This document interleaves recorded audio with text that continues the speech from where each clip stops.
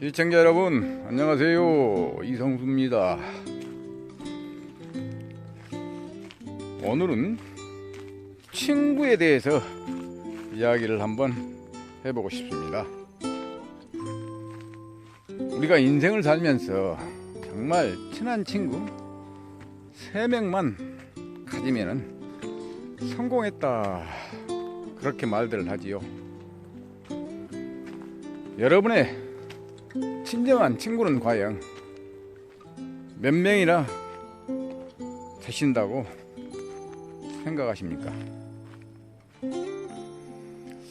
오늘날 대부분의 사람들은 평균을 따지면은 이 핸드폰에 전화번호가 저장된 사람이 약 250명 정도 된다고 합니다. 저는 이제 직원들 전화번호, 또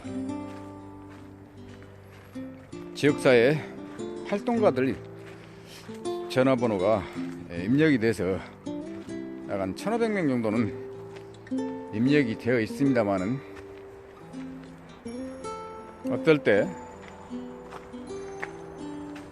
전화번호를 보면서 오늘은 누구한테 전화를 해서 어떤 내용들을 회비를 한번 해볼까라는 생각을 하면서 그 대상자를 몰색하다가 결국은 그 대상자를 찾지 못하고 전화기를 담는 일도 때론 있었습니다.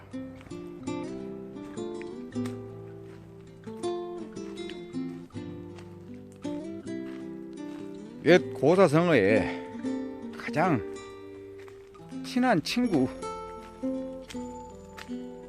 표현하는 말이 아마 관포지교가 아닌가 생각을 해봅니다. 어릴 적에 대나무를 함께 타고 다니면서 놀았다는 중마고우도 있겠습니다만은, 요즘 세대에는 아마 중마고우라는 그 친구의 개념이 이제는 점점 없어져가는 시대가 아닌가 생각해 봅니다. 요즘 기성세대들은 부동산 투기로 인해서 아니면 직장 때문에 살고 있는 것을 자주 이동하기 때문에 자녀들이 초등학교를 한 군데만 다닌 사람들이 그리 많지 않을 것 같습니다.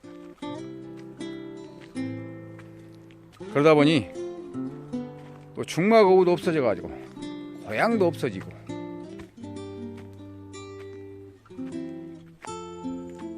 세상이 그리 돌아가니 어찌할 수는 없겠죠.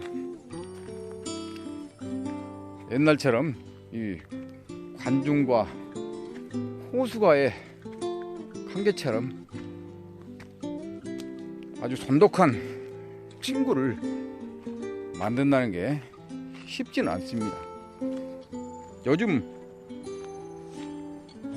이 20, 30대의 젊은 층들은 연인 간에 만나도 차값이라든가 밥값을 더치페이 한다고 합니다. 각자 자기의 몫을 부담한다는 것이죠. 그래서 요즘 젊은 부부들은 거의 대부분이 맞벌이로 또 부부생활을 하는 경우가 많지 않습니까? 모든 게 자기 역할이 필요한 시기인 것 같습니다. 이제 부부도 하물며 자기 역할을 따지는데, 친구 사이에 자기 역할을 따지지 않고 희생을 하면서 만나는 친구가 과연 얼마나 있겠습니까? 이 관포지기에서 나온 것처럼 관중과 포수와는 한 마을에서 살면서 또 같이 합자를 해서 장사도 해보고 같이 전쟁터에 나가기도 하고 또 각자의 주군들을 만나 정치에도 참여했는데 이 포수군 늘 관중에게 많은 것을 배려를 해주었습니다. 때론 자기의 목숨을 걸고 관중을 살려줄 수 있도록 주군에게 탄원을 한 반대편에 있는 어찌 보면 잠시 적이었는데 그 적을 살려주도록 주군에게 목숨을 걸고 간청하는 이런 일도 있었습니다. 요즘 친구들이 과연 자기의 목숨까지 걸고 친구를 위해서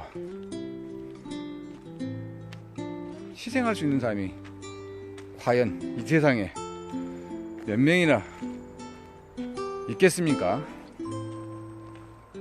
그 당시에 태어났어도 두 사람의 관계야말로 많은 사람들의 칭송을 받을 만한 사이였기에 지금까지도 그 이야기가 많은 사람의 입에 회자되고 있지 않는가 생각을 해봅니다.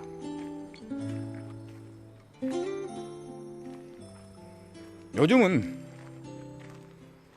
주식 형제라고 하죠.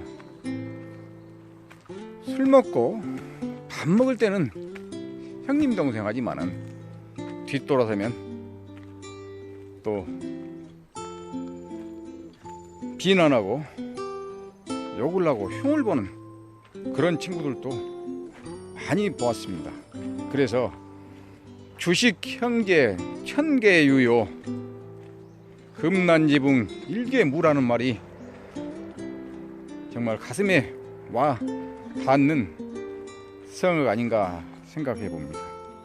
술 먹고 밥 먹고 내가 잘 나갈 때에는 친구가 1000명도 넘었는데 내가 급하고 어려움에 처하니 단 한 명도 나를 도와줄 친구는 없더라 하는 것입니다.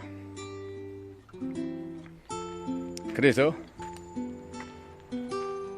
친구를 사귀려면 오무 5가지가 없는 사람하고는 사귀지 말라고 했습니다. 첫째가 무정한 사람입니다. 정이 없는 사람하고는 사귀지 않아야 됩니다. 두 번째, 무례한 사람입니다. A가 없는 사람이죠. 세 번째, 무도한 사람입니다.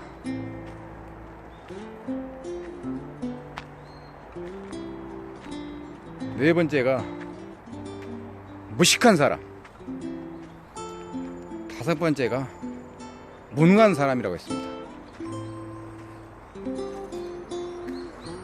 어찌 처음부터 다 검증할 수는 없겠지만은 조금 시간이 지나면은 그러한 것들이 하나하나 다 나타나게 되어 있습니다. 처음 만났을 때에는 누구나 다 잘합니다. 그러나 끝까지 잘한 사람은 그리 많지가 않습니다.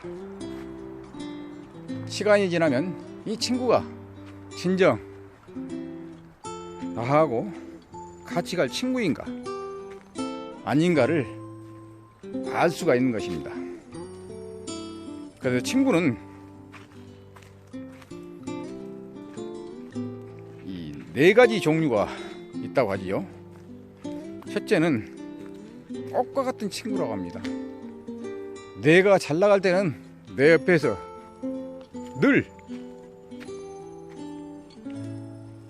나에게 호의적으로 모든 것을 다 해줄 것처럼, 나를 위해서 하는 것처럼 하는 친구입니다. 두 번째는 이 저울과 같은 친구입니다. 이 친구를 만나면 이익이 있을 때는 옆에 오고, 조그만 손에다도 있을 것 같으면 떠나고, 늘 저울에 올려놓고 비교하면서 그런 친구가, 개중에는 여러분도 주변에서 보았을 것입니다. 요즘 동창회들 많이 하는데 자기 자식이 올 때가 가까워지고 또 몇 달 정도 있으면 알을 잡아놓으면은 꼭 그때 동창회에 나왔다가 친구들에게 축조의금을 받은 후에는 또 자취를 감춰버리는 그런 친구들도 여러분도 보아왔을 것입니다. 그런 친구들이 개중에는 그런 사람이 아닌가 생각을 해봅니다. 세 번째는 이 산과 같은 친구라고 합니다. 늘 내 주변에, 내 앞에 있으면서 내가 마음이 쓸쓸하거나 또 가고 싶을 때 늘 나를 받아주는 그런 산 같은 친구입니다. 네 번째는 이 대지의 농과 밭과 같은 친구입니다. 나에게 늘 먹을거리를 제공해주고 나의 생명을 유지시킬 수 있는 그런 친구입니다. 여러분, 과연 여러분의 마음속에 친구들은 어떤 친구입니까? 친구를 사귈 때는 반드시 이 세 가지는 봐야 한다 합니다. 첫째는 얼마나 그 사람이 정직한지를 봐야 합니다. 두 번째는 신의가 있는 친구입니다. 신의가 없는 친구는 늘 나에게 실망만 줄 따름입니다. 세 번째는 식견이 좀 넓은 친구를 만나야 합니다. 아까 오무에서도 말을 했습니다만, 식견이 있는 친구는 나에게 길을 가르쳐 줄 수도 있고 또 나의 잘못을 깨우쳐 줄 수 있는 친구이기 때문에 반드시 식견이 좀 있는 친구가 필요하다고 생각합니다. 여러분, 5월에 실록이 더욱 짙어가고 있습니다. 저는 아침 일찍 산에 등산을 하고 있습니다. 여러분도 자리에서 팍 차고 일어나셔서 여러분의 건강을 위해 걷기 운동을 한번 해보시기 바랍니다. 오늘도 즐겁고 행복한 시간 보내시기 바랍니다. 감사합니다.